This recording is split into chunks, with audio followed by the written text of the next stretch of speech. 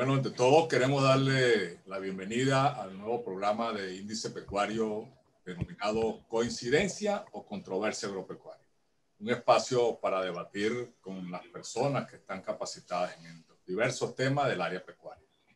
El día de hoy tenemos a una persona muy especializada en lo que es el desarrollo de granjas integrales y también en la parte del manejo de cerdos. Quisiera arrancar mencionando de que los sistemas integrales, si bien es cierto, hoy en día se están utilizando en los sectores rurales, realmente no es nada nuevo.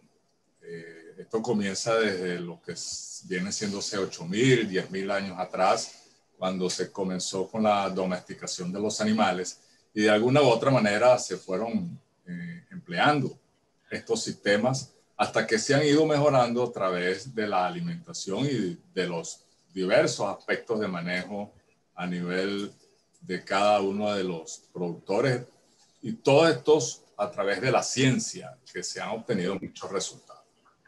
De tal manera de que en este caso lo que podemos es decir y hablar que las granjas integrales serán una opción o será puro romanticismo.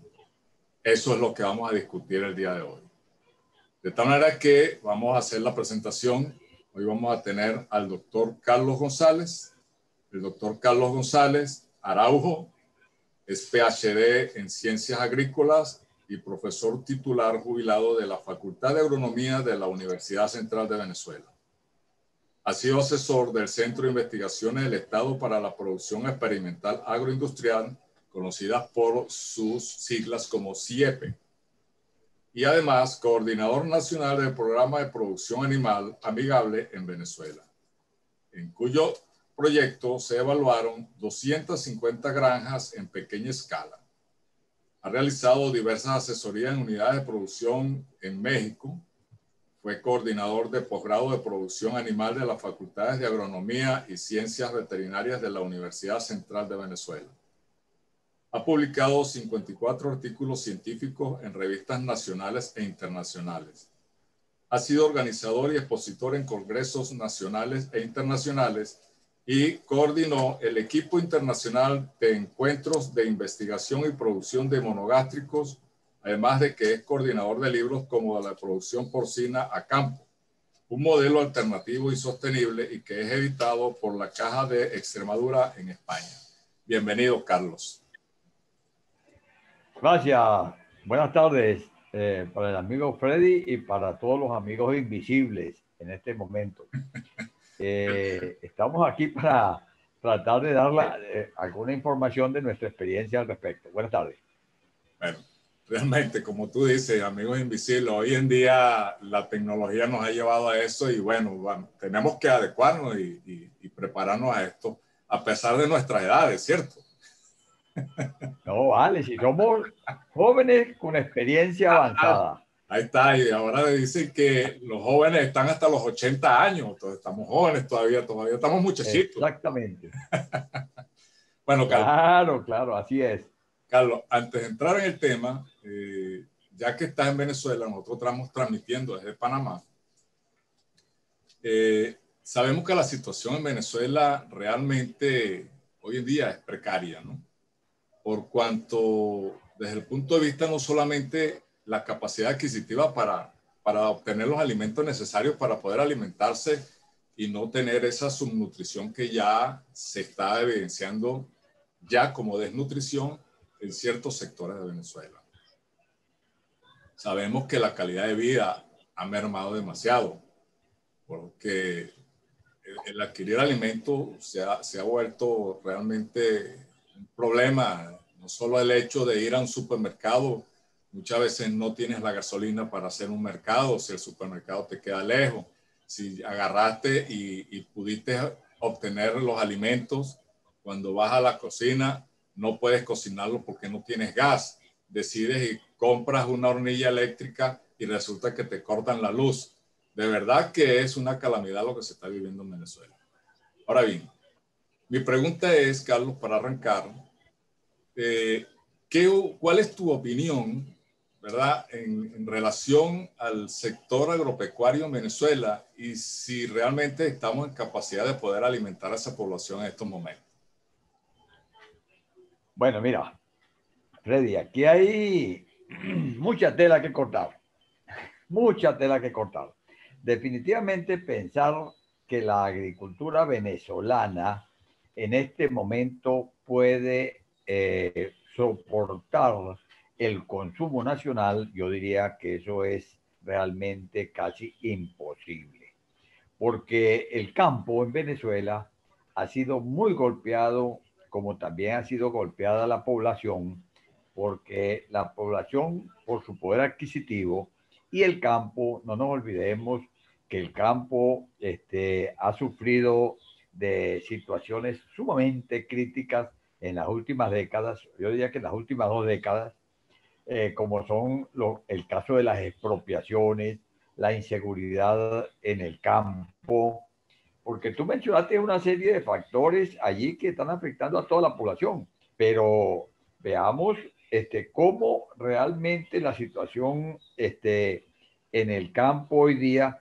cómo se moviliza una persona. Primero, tiene que estar pendiente de su seguridad, que es grave a nivel del campo en toda la área de Venezuela. Después, para conseguir la semilla, para trasladarla, si no tienes combustible, aparte de ello, tienes todos los problemas que conllevan a la producción en sí, la logística. La logística en realidad en el campo es terrible en este momento en Venezuela y no es fácil porque aquí no tenemos ahora vialidad, porque no ha habido mantenimiento, la vialidad es terrible también.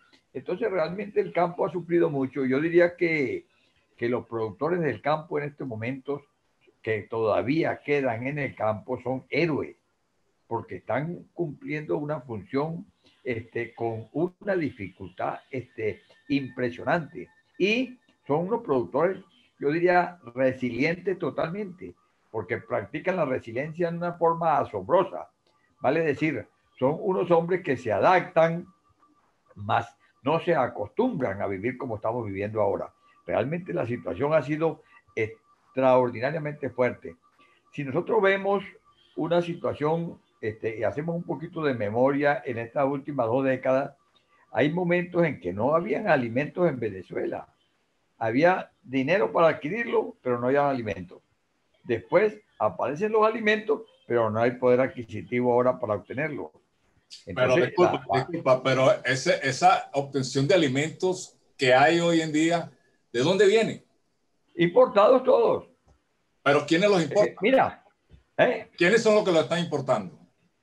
mira, aquí ahorita tú te consigues aquí supermercados y unos famosos express que han aparecido, se han multiplicado de una forma asombrosa, todos vendiendo en moneda verde. ¿Qué significa esto? Pero esos son los ¿Ven? enchufados. Claro, definitivamente, definitivamente. La situación no es fácil para el venezolano de a pie, el venezolano que vive con un sueldo. Los educadores tienen el peor sueldo del mundo. Y hoy día hay una contradicción en Venezuela con los servicios. Tú buscas los servicios de un profesional, como un médico, un profesional universitario, cualquier situación, y tú ves que los salarios que tienen son de hambre. Y tú requieres los servicios de un electricista o un plomero que no hace nada y te cobra por arreglarte una llave lo que cobramos nosotros con el nivel de titular, lo que cobramos nosotros en 2 meses, y él ¿Cuánto te lo es cobra eso? por arreglarte una llave. ¿Cuánto es eso en dólares? En cerca de $20, 10, $20. 20 Ahora, tu dólares, sueldo, pero $20 que es el sueldo del profesor o es lo que no, está cobrando, perdón, es lo que te cobra el servicio. lo que te cobra el plomero, el electricista que te viene a hacer cualquier tipo de actividad en tu vivienda. Ajá, ¿y cuál es el Y el sueldo? profesor te Ajá. cobra $5 mensuales, $4 o $5 mensuales, más los descuentos que tiene. Entonces tú ves que es una desproporcionalidad en cuanto a la... Hoy día, los incentivos hacia la formación académica son muy pobres. Prácticamente no tiene casi ni sentido. Si tú sales a la calle a hacer cualquier labor de toero y puedes obtener muchísimos mayores beneficios que lo que obtiene cualquier profesional altamente calificado. Entonces, es una situación irregular totalmente desde todo punto de vista. O sea, la pirámide invertida. Exactamente, así mismo es. Mira, el campo en Venezuela, el campo hoy día, incluso tenemos que ver la situación que pasa con la gente del campo que trasladan alimentos del sitio de producción hasta los sitios de consumo. Aparte de que no consiguen el combustible, cuando consiguen combustible y llevan alguna reserva para el retorno porque no tienen cómo hacerlo, se los quitan en las alcabalas. Y de toda alcabala que pase es un peaje que tienen que pagar con los alimentos que trasladan. O sea, Entonces, o sea, que ellos se han convertido como la famosa canción del Barbarazo. Acaban con todo. Así es. Definitivamente. Realmente muy triste la situación, ¿verdad? Definitivamente. Sí. Ahora, Es muy triste, pero vuelvo a explicarte que de todas maneras los productores son resilientes, se adaptan, mas no se acostumbran. sí, eso es Y al correcto. pueblo también. Eso es correcto. Ahora, considerando que estos productores han aguantado, como quien dice, esta pela tan dura por parte de este sistema, te pregunto ahora, la oposición en este momento, como el gobierno interino de Juan Guaidó, ¿está preparada realmente para asumir ese compromiso de poder recuperar el campo venezolano? Yo creo que con Guaidó o sin Guaidó, el grupo de la oposición está generando planes para recuperar el país. Y estos planes yo creo que están tendiendo a generar esas variables que han sido, darle respuesta a las variables que han sido limitantes y no pensar en que debemos regresar a 20 años atrás, sino que la situación tiene que ser que el punto máximo donde se llegó hace 20 años sea el punto de partida para el crecimiento que va a tener el país en la nueva etapa, porque el país se va a recuperar, el país se va a recuperar. Sí, Nosotros apostamos a que el campo en Venezuela se va a desarrollar nuevamente y que el mantenimiento volverá y que los servicios volverán y habrá muchísima gente de la que se ha ido, de los jóvenes que se han ido, profesionales, valiosos, como ustedes mismos, y regresarán al país donde tendrán las puertas abiertas y los brazos abiertos para recibirlos y colaborar en la recuperación de Venezuela nuevamente. con el favor de Dios así será. Recuperación y reimpulso, yo le diría reimpulso, porque sería recuperar lo que se ha perdido más impulsar hacia adelante. Es correcto, es correcto. Así es. Ahora ya comenzando a entrar un poco en la materia que nos corresponde, Carlos, hoy en día se habla mucho de lo que es el cambio climático. Otros hablan más bien que es la periodicidad del clima, porque se han presentado en diferentes épocas lo que fue la era de hielo y todos estos eventos que transcurren cada 200, 100 años, 300 años. Independientemente de que sea un factor antropogénico o antrópico, está causándose un cambio de clima, diría yo. Yo prefiero hablar en esos términos. Ahora bien, se dice que las grandes responsables de toda esta situación, o gran parte, mejor dicho, que los que más emanan gases y son más responsables, son las vacas. No es el tema tuyo, por supuesto, pero mi pregunta es, ¿qué sucede en el caso de los monogástricos? También, o sea, los monogástricos no están influyendo también en esto del cambio climático. Bueno, Freddy, mira, yo diría que todas las especies animales, y empezaría por el humano, somos los que estamos generando todos el cambio climático por el uso o el mal uso de los recursos alimenticios y además por la deposición de los desechos. Yo diría que no son solamente los rumiantes. Ahí tenemos el cerdo, produce bastante excreta y también genera alta demanda de oxígeno para su estabilización de la materia orgánica. Entonces, yo creo que realmente todas las especies tendrán, yo creo que en este esquema de lo que ha sido la pandemia, nos va a llevar a una reflexión completa de ser nuestras producciones, hacerlas más amigables con el ambiente. Vale decir, y hay gente que ha venido trabajando en las cosas estas, pero veamos lo siguiente. Nosotros podemos preguntarnos un poco, Freddy, ¿qué población en nuestro país tiene plantas de tratamiento para aguas servidas, tanto grises como aguas negras, en Venezuela? Y tú verás, una vez tuvimos una planta muy buena funcionando en Yaracuy, pero la pregunta es, no hay planta de tratamiento para los desechos orgánicos en Venezuela, no lo hay, no lo hay. Entonces, ¿qué ocurre con eso? Eso también es cambio climático. ¿Dónde van esas aguas negras? ¿Dónde van? Claro. Veamos que nosotros tenemos a grandes centros de almacenamiento de agua como lo que es el lago de Valencia, el lago de Maracaibo, etcétera, almacenamiento de agua, y vea la contaminación que tiene esas unidades de almacenamiento. Es terrible. Claro. Mira, pero yo sí creo que tenemos que la producción animal ahora tiene que ser más amigable con el ambiente. Y todos los que tenemos, los que trabajamos con animales, tenemos que estar conscientes de que debemos poner nuestro granito de arena para bajar esa contaminación y bajar los diferentes efectos sobre el clima. Sí, yo coincido contigo, Carlos. Y creo que todos los monográficos y los rumiantes. Sí, yo coincido contigo, es que se ha querido ver los rumiantes como que son los responsables realmente del cambio climático, cuando en verdad, comparto tu opinión, somos todos, empezando por el mismo humano.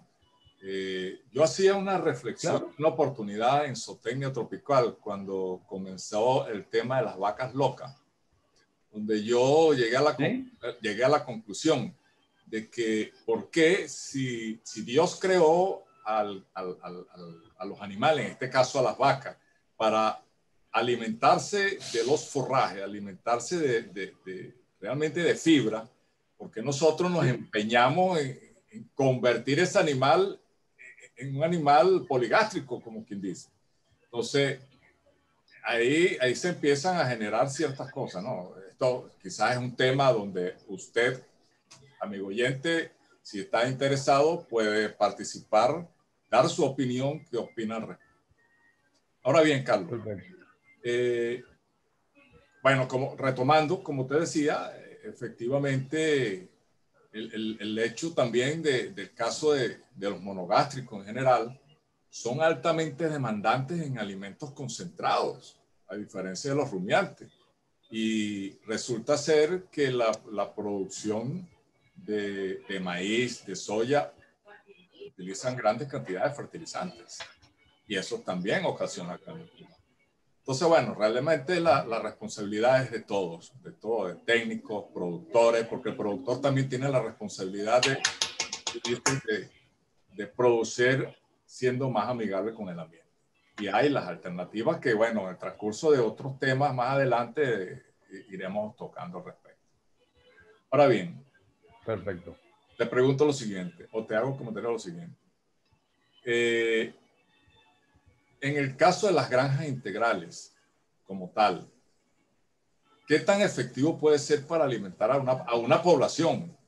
Estoy hablando de la población, no te estoy hablando en este caso del sector rural. Me gustaría conocer un poco tu opinión al respecto, porque sé que hay muchos técnicos, sobre todo del ala izquierda, que han tomado este aspecto del cambio climático y de la pobreza a nivel de los campos como un tema realmente político para ser manejado y yo no pienso que sea de esa manera. No sé, me gustaría tu opinión al respecto. Mira, Freddy, una cosa, yo sí creo que es un problema político, pero político no de político partidista. Es un tema de políticas agrícolas destinadas a cumplir una función social. Yo sí creo que hay que considerar que es un tema político, pero diferenciar muy bien de políticas a político partidistas. Me gustó Que me gustó eso realmente... realmente. ¿Ah? Me gustó realmente que hayas hecho esa aclaratoria porque es importante Sí, que sí, la gente lo separe. Pues. sí, sí. Porque fíjate lo siguiente. Este, nosotros trabajamos hace un tiempo atrás con granjas integrales en pequeña escala, que las fuimos dimensionando como para manejar un poco la producción de alimentos para una comunidad específica.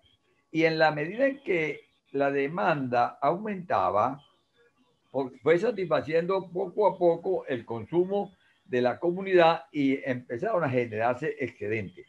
Al empezar a generar excedentes, desarrollamos políticas para que esos excedentes llegaran a otras comunidades cercanas. ¿Ven? Entonces, yo creo que sí, que las granjas integrales y las granjas en pequeña escala pueden jugar un papel muy interesante en el incremento del consumo de energía y proteína en comunidades rurales que son las más golpeadas en este momento. Y esas mismas unidades pueden ir generando excedentes que con políticas adecuadas pueden llegar a ir abasteciendo a las ciudades que no tienen capacidad de generación de alimentos por sí solas o por sí mismas. O sea, Yo creo, eso sería una alternativa que ustedes en la oposición están planteando para poder subsanar los problemas, por lo menos, de alimentación a nivel local. mira, yo creo que realmente cualquier gobierno que después de este esquema de la pandemia, yo creo que cualquier gobierno, incluso es aplicable a muchos países, tendrán que analizar un cambio en todas las políticas de generación de alimentos, porque está integrado con lo que tú estabas diciendo antes del cambio climático. Las granjas integrales son en pequeña escala, son menos contaminantes que las granjas, y allí si las granjas integrales las manejas tú con sistemas en cama profunda, indudablemente que allí se baja el uso del agua, hay más reciclaje de nutrientes, hay más esquemas de integración entre las especies y eso puede llegar a disminuir la contaminación, a generar más alimentos y a hacer más eficiente al hombre del medio rural. ¿Ves? Y permitir más fácilmente el abastecimiento a nivel de unidades o poblaciones rurales que no tienen, perdón, urbanas, que no tienen capacidad de generación por sí misma de alimentos. Perfecto. Bueno, sí, queda claro entonces que es una oportunidad de una política agrícola a nivel estatal, diría yo, Claro. para poder subsanar un momento determinado, sobre todo en estos momentos, no solo de pandemia, Freddy, no solo de pandemia, Freddy, Carlos, yo diría claro, que en Latinoamérica en general es factible porque Latinoamérica está considerado como una de las partes de mayor pobreza en el mundo. Entonces, además de Freddy, África, por supuesto, pero tenemos que Latinoamérica estar tiene un claros, problema. sí, tenemos que estar claros de que esto tienen que haber políticas oficiales, o políticas del Ejecutivo que conlleve a la parte de financiamiento, darle seguridad al campesino, al trabajador del medio rural, porque si el del medio rural no hay seguridad, el hombre no va a querer volver otra vez al medio rural. Hay que ver como en Venezuela, muchísima gente del medio rural se fue para las ciudades en este momento otra vez. Este es otro éxodo. Nosotros hemos tenido dos éxodos. El éxodo del venezolano joven hacia el exterior, a otros países buscando formas de poder sobrevivir, y de los venezolanos de mayor edad yéndose hacia las ciudades donde medianamente recibían un poquito más de servicio, porque el que está en el medio rural ahorita no consigue gasolina, no tiene agua, no tiene luz, no tiene gas, no tiene nada. ¿Sí? Es más, muchísima gente está cocinando con leña en este momento. Sí. hasta en apartamentos. Sí, es que realmente, disculpa, me sorprendió y realmente es lamentable de que un supermercado que yo vi en Venezuela, o varios, porque ya lo he visto en varios, que están vendiendo leña en paquete. O sea, eso te dice el grado de atraso a la que ha sido sometida Venezuela con este sistema. Sí. Es preocupante, muy preocupante, pero vuelvo a repetir, la ventaja es que el productor sigue preparado psicológicamente para reiniciar. Claro, tendremos que tener planes de financiamiento, algún esquema que conlleve la seguridad, que conlleve los servicios nuevamente al medio rural, para que el medio rural vuelva a retomar y reiniciemos la producción en una forma mucho más lógica que como está ocurriendo ahorita. Sí. Carlos, ¿qué tipo de animales o qué tipo de integración se podría presentar? Ponte tú que yo soy una persona que quiere iniciarse en un proyecto de un sistema de granja agrícola, ¿okay? De granjas integrales. Uh-huh. ¿Qué tipo de animales son los que más se adaptarían a estos tipos de sistemas y con qué cultivos yo los combinaría? Fíjate, nosotros tenemos animales emblemáticos para manejar la granja integral, pero hablemos de esto. Tenemos que tener necesariamente de este lado un rumiante y debemos tener algunos monogástricos, ¿no? El rumiante, para que nos haga uso de parte de los recursos fibrosos, porque él es mucho más eficiente para la utilización de la fibra que los no rumiantes. Y ese rumiante podría ser, si es en pequeña escala, muy pequeña escala, yo diría irnos hacia, y el hombre no dispone de áreas suficientes, podría trabajarse con la cabra. Es un animal extraordinariamente interesante en granjas integrales porque él aprovecha muy bien la fibra, es un animal de pequeña estatura que permite manejarlo con mucha facilidad. Aquí hay gente que dice que la cabra es muy difícil de manejar. Mientras tú conozcas el animal y tú pongas a que el animal manifieste características especiales de su comportamiento agonístico en su ambiente, tú logras que ese animal se adapte perfectamente a unidades estabuladas, pequeñas, en pequeña escala, sin mucho problema. ¿Ven? Ese animal puede utilizar perfectamente la fibra. De este lado puedes manejar en rumiantes el cerdo como utilizador de alimentos más rústicos, y después puedes también incorporar una gallina ponedora. La gallina ponedora tiene una gran ventaja de que es como una caja chica dentro de la unidad y te permite manejar efectivo en forma permanente. La cabra, aparte de que te utiliza el recurso fibroso, si tú haces queso en la misma unidad, nos deja el suero, y el suero lo puedes utilizar en la alimentación del cerdo.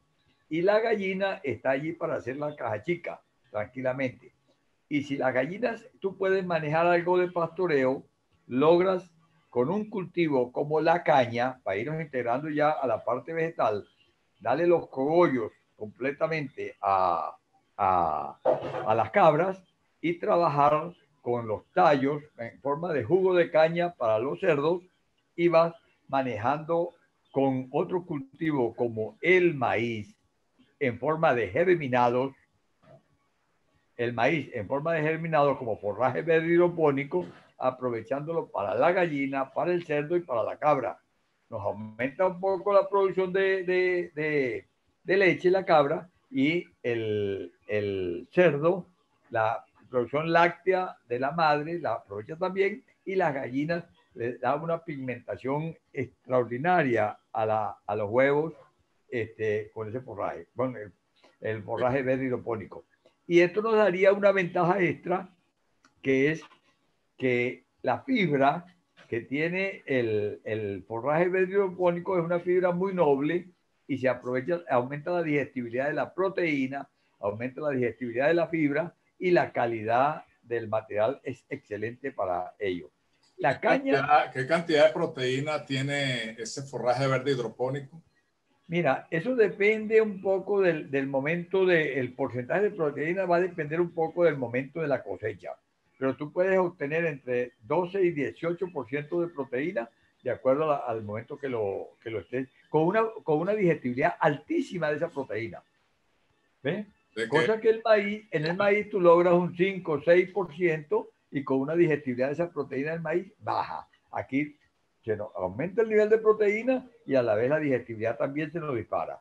Entonces es mucho mejor usarlo como forraje verde hidropónico que usarlo como el grano total. Que te quería decir que recuérdate que nosotros los rendimientos que tenemos en maíz en Venezuela en producción de grano son muy bajos. ¿Ves? Y normalmente eso tenemos que buscar la forma de que eso se convierta más en proteína aprovechable y energía digestible aprovechable, porque para hacerlo más eficiente. Entonces tú puedes sembrar incluso las pequeñas cantidades de maíz que vas a germinar, sembrarlo en la misma unidad y así vas generando la producción de semilla. Pero para hacer ese forraje verde hidropónico, que son como más o menos entre 9 y 10 días de cosecha, ¿qué utiliza? ¿Qué utiliza? ¿Semilla o grano? Ajá, me explico. Hay dos cosas. Cuando nosotros hablamos de semilla, es toda la que va a germinar. Y grano es todo lo que vamos a moler. Entonces aquí tenemos que utilizar semilla, porque si es tratada con fungicidas, con productos químicos, más bien puede matar el embrión y entonces no vamos a obtener una buena germinación. Y a nosotros nos interesa aquí que la semilla germine toda para que salga la plántula y la plántula es la que vamos a utilizar como el alimento de los animales. Sí. Una Esos buena, pequeños invernaderos, ¿perdón? sí, es una buena alternativa, obviamente. Sin embargo, Sí. hay investigadores que también no son partidarios del forraje verde hidropónico del maíz, en este caso, por cuanto mencionan que lo ponen a competir con el alimento para los humanos, porque la producción de semilla es muy baja para lo que sería cumplir con los requerimientos de la superficie a establecer a nivel de Hay, cubrir la demanda. Esos son temas, por eso les bueno, digo, a las mira, personas que estén interesadas pueden opinar al respecto también haciendo los comentarios en claro, Índice Pecuario. pero Freddy, yo cuando estoy hablando del maíz para estas unidades, estoy diciendo el maíz transformado en forma de forraje verde hidropónico, ¿eh? Porque allí sí es eficiente el maíz. ¿Eh? Claro. En cambio, si nosotros estamos trabajando y de hecho, todas las granjas en Venezuela, en su mayoría, trabajan con cereales, soya. Y los cereales que son o sorgo o maíz. Es correcto. Los que están llegando para trabajar con los alimentos balanceados. Es correcto. Y lamentablemente, todos esos productos, nosotros somos ineficientes en la producción de soya y somos ineficientes en la producción de maíz. Por eso es que todos esos productos realmente son importados, porque compiten en precio. El precio internacional pasa a ser más económico que el precio nacional, Eso es correcto. Sí, a menos que esté subsidiado sí. por los bajos rendimientos.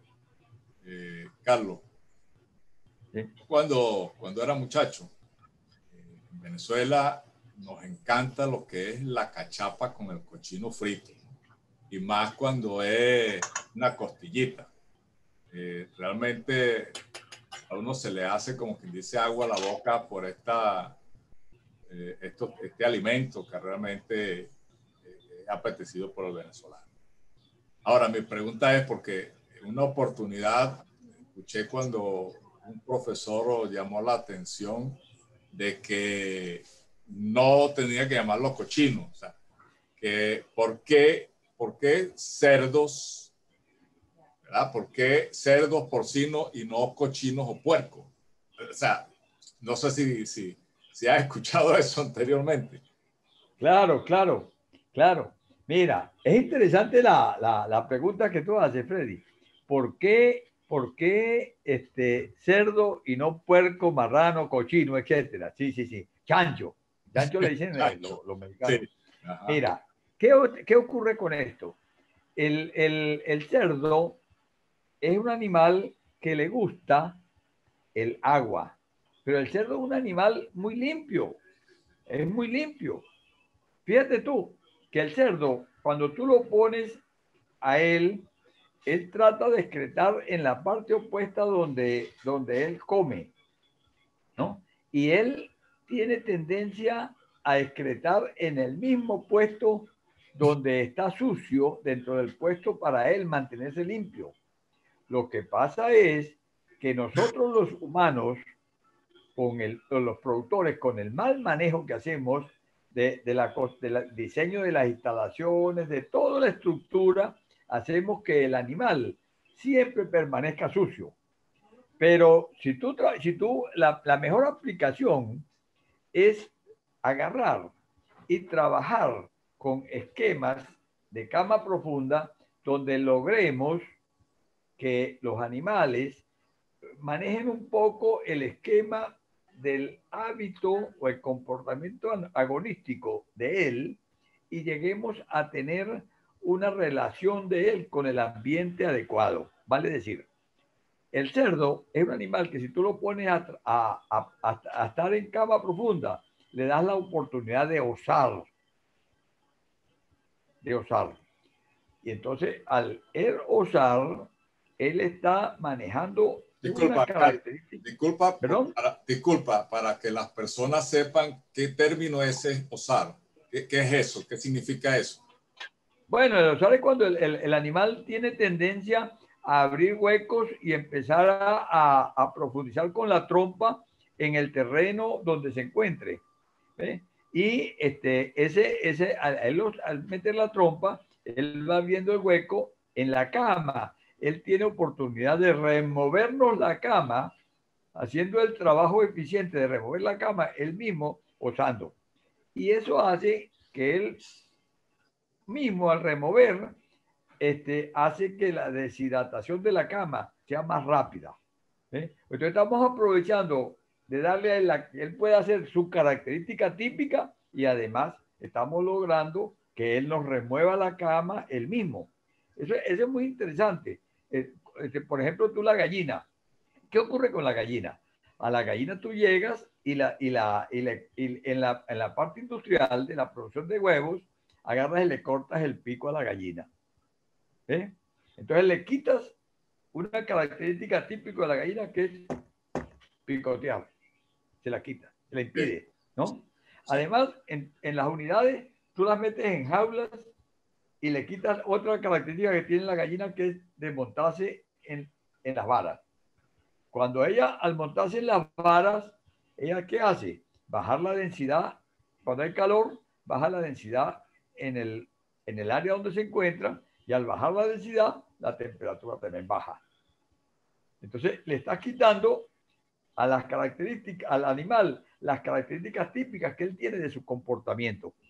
La cabra, la cabra tiene tendencia a ramonear. Ay, tú le pones la comida abajo. No, pónsela para que ella esté en la parte alta y ella pueda lograr que tenga un esquema donde ella aproveche de demostrar su característica y se siente ella en mejor ambiente. Por eso el cerdo siempre va a estar en mejores condiciones cuando él está limpio en cama profunda que cuando él tiene un problema de estar en un ambiente donde él logra abrir huecos y formarse un empichacado y estar sucio. Entonces, el sucio no es el cerdo, es quien lo maneja mal. Por eso el cerdo no tienen por qué decirle cochino.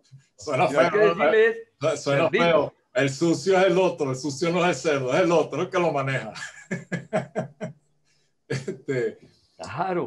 sí, sí, sin embargo, Carlos, yo he visto de que cuando el cerdo, no sé, me imagino que es cuando hay una compactación de la cama, meten una máquina para remover, porque el cerdo parece que no le da la capacidad del hocico ya para remover ese material. Mira, ese tipo de máquinas son más demostrativos que realmente requeridos. Si tú agarras en el momento en que metes los animales al corral nuevo de cama profunda, tú tienes esos primeros momentos en que lo metiste, tiene que una persona estar removiendo las excretas en todo el área del puesto, distribuyéndolas, con la finalidad de que el cerdo llegue y huela que todo el puesto donde él lo metieron huele a excretas y entonces él sabe que puede excretar en cualquier parte porque todo el puesto es poseta. Cuando él llega y excreta en un sitio y se concentran las excretas en ese sitio, todos los demás cerdos van a excretar en el mismo sitio y generan la poseta, que es lo que tenemos que evitar. Y por eso digo que con el manejo adecuado no tiene por qué haber a qué removerse cama. Solamente cuando hay productores que no, vamos a decir, no enseñaron, entre comillas, a los cerdos a que debían excretar en todo el puesto, se forma la poseta. Y si se forma la poseta, ¿qué hay que hacer? Remover para que se deshidraten rápidamente esa excreta y no haya problema. Perfecto. ¿Ves?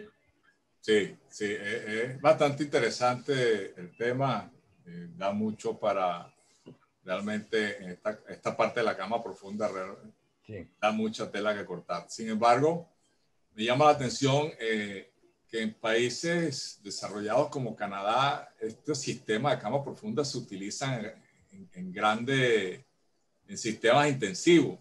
Pero en Latinoamérica he visto que no, que utilizan el sistema tradicional de uso excesivo de agua y las camas profundas se ha básicamente circunscrito a las granjas pequeñas. ¿Por qué no se ha Sí. utilizado más en los sistemas, este tipo de sistemas? Me imagino que es por el diseño que ya están hechas las puerqueras o las cochineras de antes. No sé si estoy equivocado.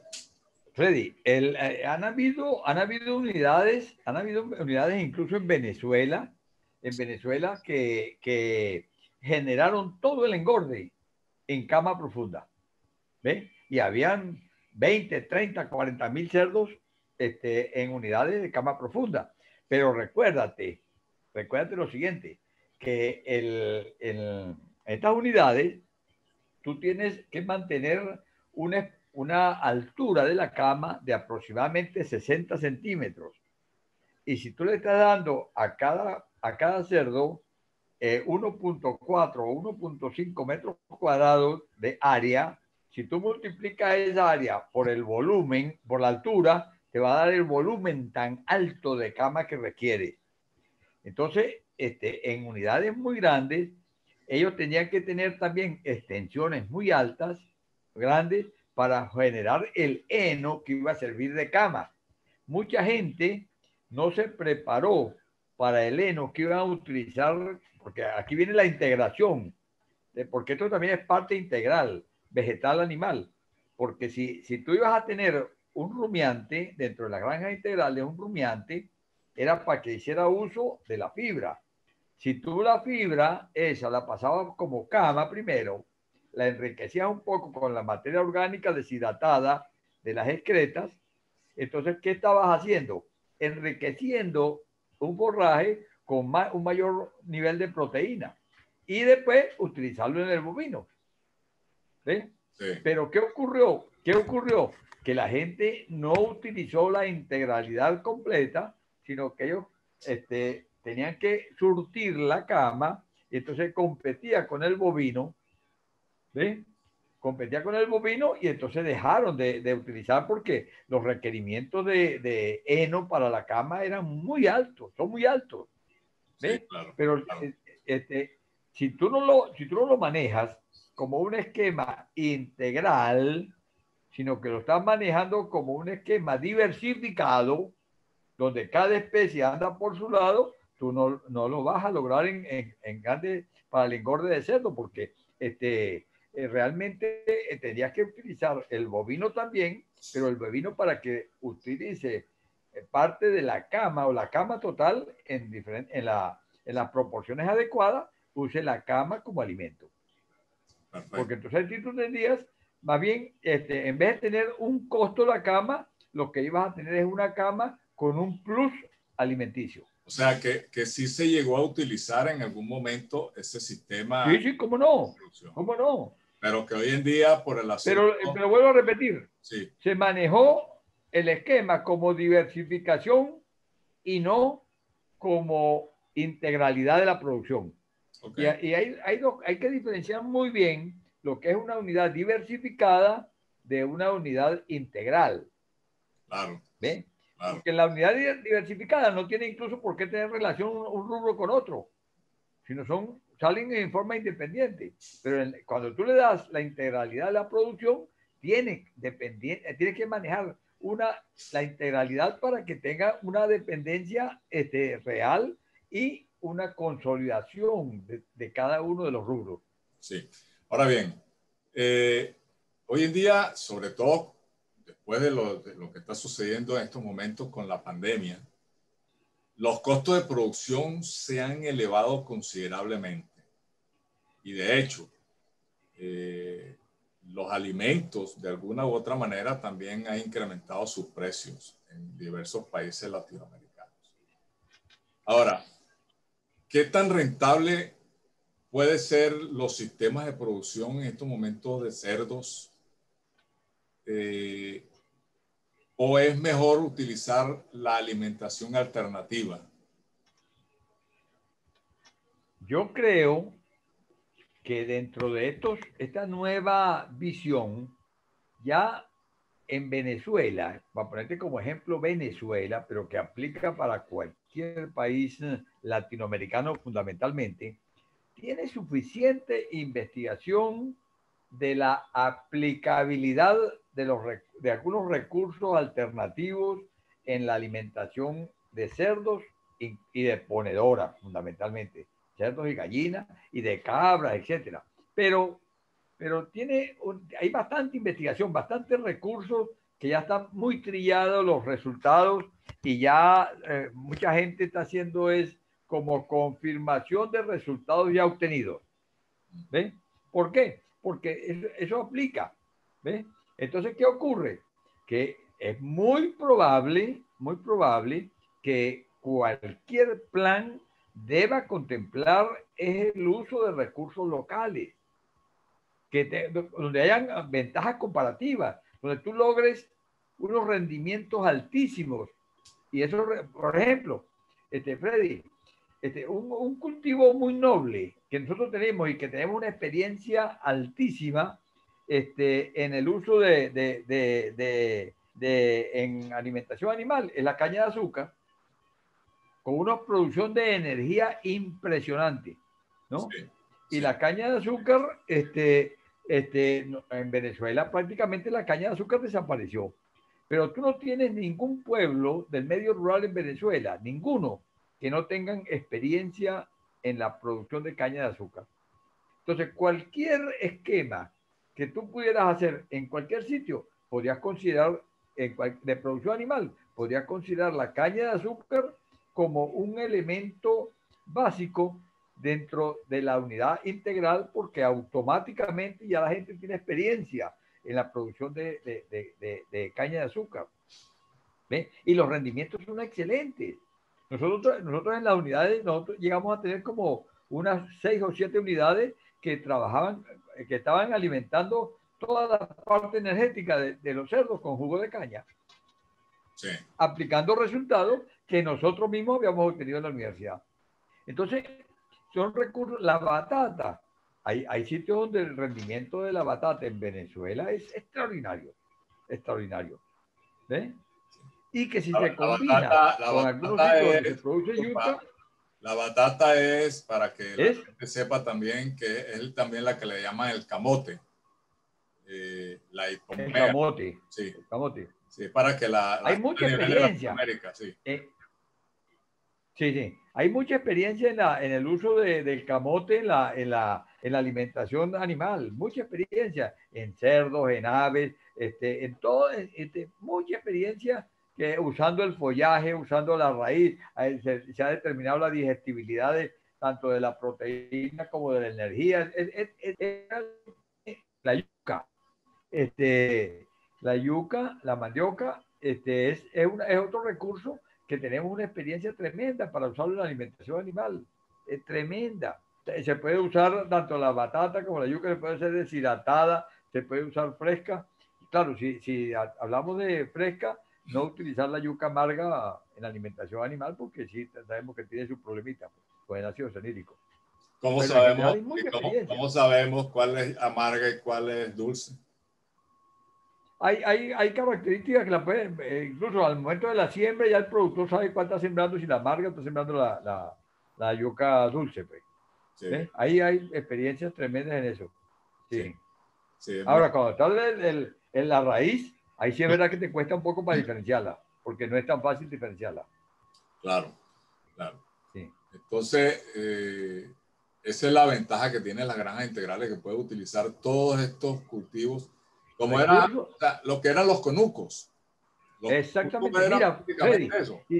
y si en la granja integral nosotros combinamos algunos esquemitas de pastoreo de las gallinitas que salgan a pastorear y ellas mismas, si tenemos frutales, ellas mismas pastorean el frutal, o si tenemos cambures, bananos, pastoreen también los bananos y limpian y allí ponemos dentro de los potreritos de pastoreo se ponen lombricultores para que la gallina complemente con las lombrices la proteína. Mira, tenemos experiencias donde se han logrado muy buenos resultados, bajando el consumo de alimentos balanceados y generando la producción de huevos a nivel de granjitas pequeñas, en pequeña escala, pero interesantísimo cómo funciona. Nosotros logramos que... Perdón. No, desde el punto de vista económico, ¿qué tan rentable puede ser un sistema de granjas integrales? Realmente no hay una comparación que te diga pero nosotros en su momento nosotros agarrábamos y cada material que le pasábamos de un rubro a otro, le poníamos un pequeño costo y todos ellos eran económicamente eficientes. O sea, la rentabilidad era muy interesante. Lo que pasa es que es muy difícil hacer una comparación entre una granja y otra porque hay una serie de variables que te difieren entre unas y otras y entonces y incluso hasta el manejo del propietario y el personal influye para que una sea un poco más, pero todas son rentables. Sí. Manejando cada rubro, cada una de ellas es rentable. Funciona. Sí. Un poco ya para ir despidiendo el programa, Carlos, me gustaría que nos dieras una anécdota que hayas tú vivido personalmente en una de estas granjas. Me imagino que debes tener muchas, pero ¿cuál ha sido una anécdota tuya que realmente te haya llegado como tal, que te la haga recordar toda tu vida? Te la voy a hacer una anécdota buenísima. una vez estaba estábamos en uno de la expoferia porcina y se apareció un productor y me dice el productor, doctor, yo quiero hablar contigo un momentico, porque yo he oído muchas cosas de la producción y nosotros tenemos un problema y quiero contárselo. Y entonces, bueno, me dice él a mí, nosotros somos de un pueblito que se llama Peña Larga, ¿no? No le voy a decir la ubicación porque no, pero Peña Larga. Y tenemos tal cosa.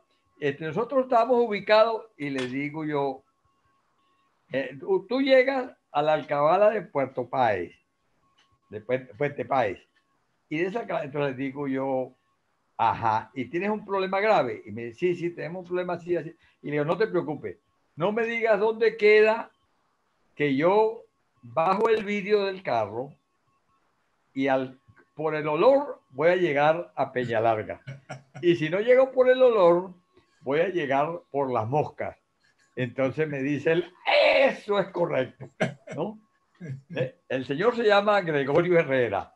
Y Ajá. entonces, y, más o menos aplicamos la producción integral en esa comunidad y yo creo que un año después de haberlo aplicado, ¿no? No tenían, todas las casas tenían, la mayoría de las casas tenían cerdos y gallinas ponedoras y otros tenían cabras y no había en el pueblo una mosca, ni mal olor. Y ellos mismos dicen, hemos cambiado la vida, ¿no? Interesante. Fue una anécdota muy bonita porque en las granjas integrales que nosotros manejamos, nosotros creemos a veces, Freddy, que las granjas tienen que ser eh, de, con baja tecnología. No, no, no, no. Es tecnología de punta. Manejar tecnología de punta. Nosotros teníamos un pequeño centrico de inseminación artificial, este, manejado por los mismos productores. Ellos extraían su semen, lo enseñamos y conservaban el semen en nevera y después hacían la inseminación artificial y las granjas en general no tenían berracos, sino que los berracos estaban concentrados en una sola unidad donde ella se dedicaba exclusivamente a los berracos para la producción de semen. Y teníamos una pequeña unidad de esas en Barinas y una pequeña unidad de esas en Táchira.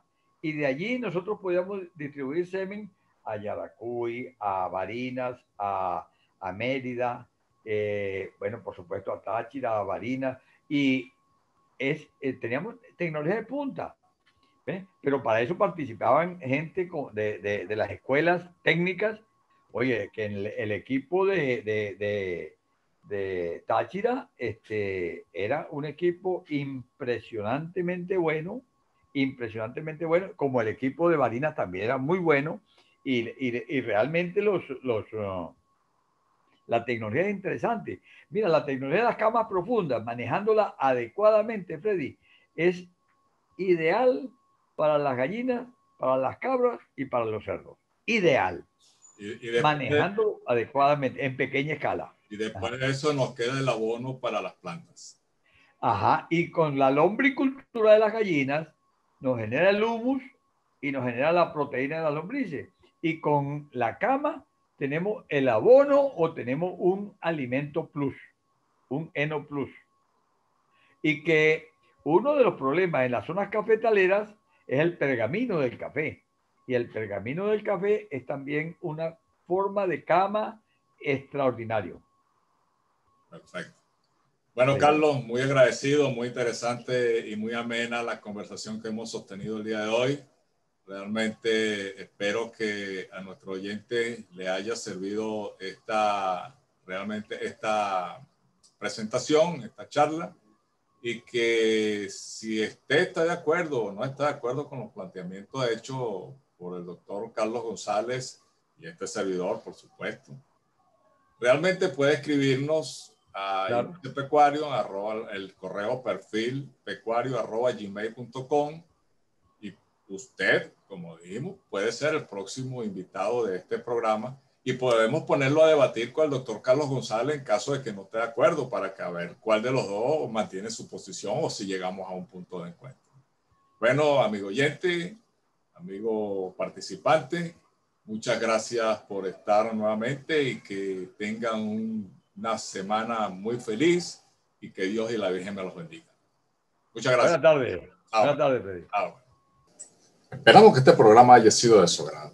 Y no se olvide, si le gustó, déle me gusta, suscríbase, participe. Y le deseamos un buen día con la bendición de Dios. Cuídense.